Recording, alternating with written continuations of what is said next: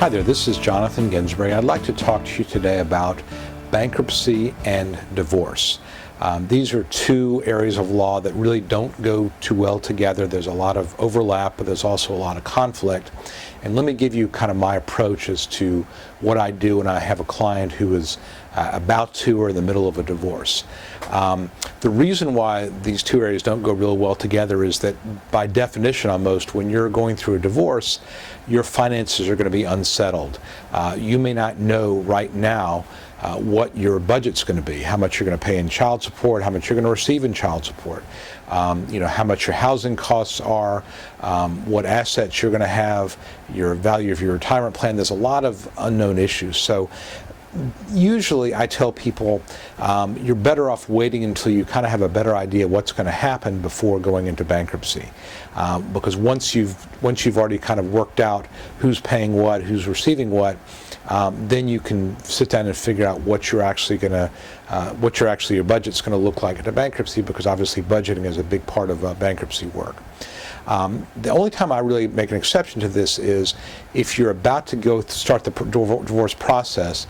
It can be very, very helpful to me to have some input into how you divide up your debt, especially joint debt. Because if you've got, for example, if you've got debt in your name and you've also got joint debt, and you're dividing up the debt in a settlement negotiation, it may make more sense for you to take on, in terms of dividing it up, the debt just in your name.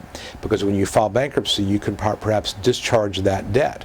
And that way you won't be stuck with co-signed debt that could create a conflict, because if you discharge co-signed debt as to you in a bankruptcy, then your now soon-to-be ex-spouse, they'll find they're under collection efforts, because your discharging a debt does not relieve the third party, your ex-wife or your ex-husband, of his or her obligation to pay.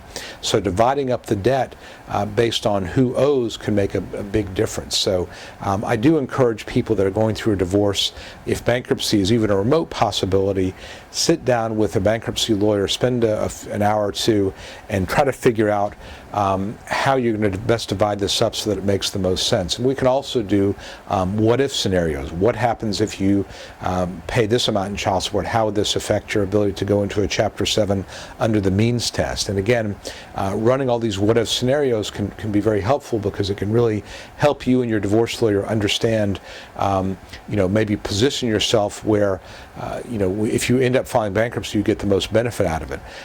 Because if you file bankruptcy and you haven't made these plans, then you may end up not being able to discharge a lot of debt, or perhaps ending up with certain obligations that you otherwise could have used in your budget that you can't. So it can get kind of complicated, but I would again tell you, if you're going through a divorce and bankruptcy is possible, or even if you think your ex-spouse may be filing bankruptcy, it's worthwhile to spend an hour or two with a bankruptcy lawyer going over some of these what-if scenarios that can save you a lot of time, money, and hassle.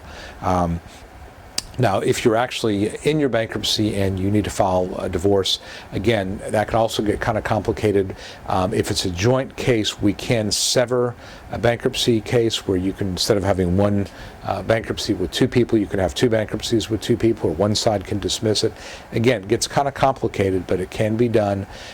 Realize that if I'm representing a couple in a divorce matter, in a bankruptcy matter, I cannot then represent one of them in a solo bankruptcy that would perhaps negatively impact the soon-to-be ex-spouse. So sometimes it involves getting multiple lawyers involved and so forth.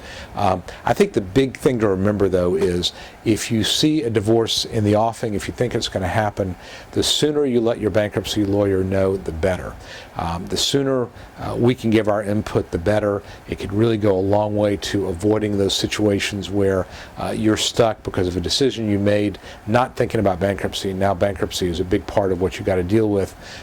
It's definitely better to talk to one of us sooner rather than later. So that's my general overview about bankruptcy and divorce. They don't fit real well together, but it's wise to speak to a bankruptcy lawyer as soon as you possibly can to sort of know what your rights and liabilities and responsibilities and so forth could be. So for now, this is Jonathan Ginsberg. Hope this has been helpful, and I'll talk to you soon.